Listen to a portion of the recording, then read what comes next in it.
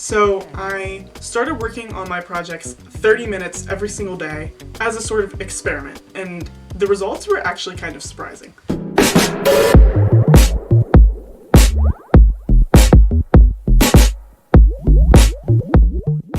So, hobby projects are kind of the bane of my existence, but not exactly because I like working on them. It's when they start getting so long and so hard to keep up with that you get discouraged and you don't want to work on them anymore.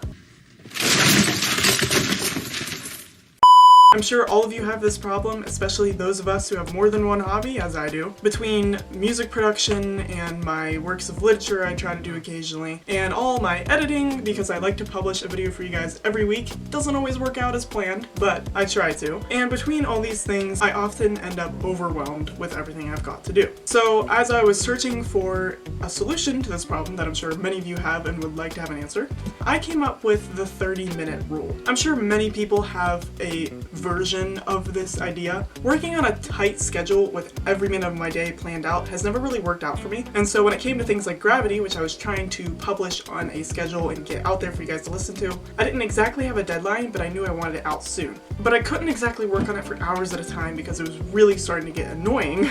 I would do 30 minutes every single day. I would sit down, pull up Ableton, work on Gravity for a straight 30 minutes, even if it was horrible, because I knew I needed to get it done. And once that 30-minute clock went off, I just closed Ableton, saved everything, and left. And then I would move on, I would maybe take a 15-minute break, and I would move on to 30 minutes of video editing. And 30 minutes of video editing is different from 30 minutes of song production. In song production, 30 minutes isn't a whole lot of time, but in video editing, you could probably get at least half a video done in that time. So it does vary from hobby to hobby, but after I had done that 30 minutes, I turned the timer off and went on with my day. After a week of doing this, I was able to publish Gravity, like finalized, and I was able to get way more videos done and have less stress about it because I wasn't working for hours at a time trying to catch up on these projects. So I really would suggest this random 30-minute rule because especially if your hobbies aren't monetized and there isn't that drive to make sure you're keeping up on schedule, it's really hard to stay motivated. And I know a lot of people say, well, it's easier for me to be motivated when I know that I'm working toward the goal of getting my channel monetized or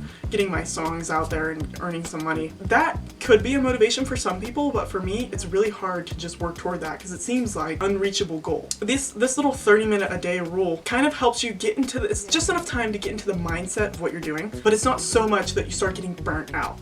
Now, this isn't to say that like every time you work on your hobbies it should be just 30 minutes because there are times when I sit down in the studio and I can work for hours on end and not get worn out.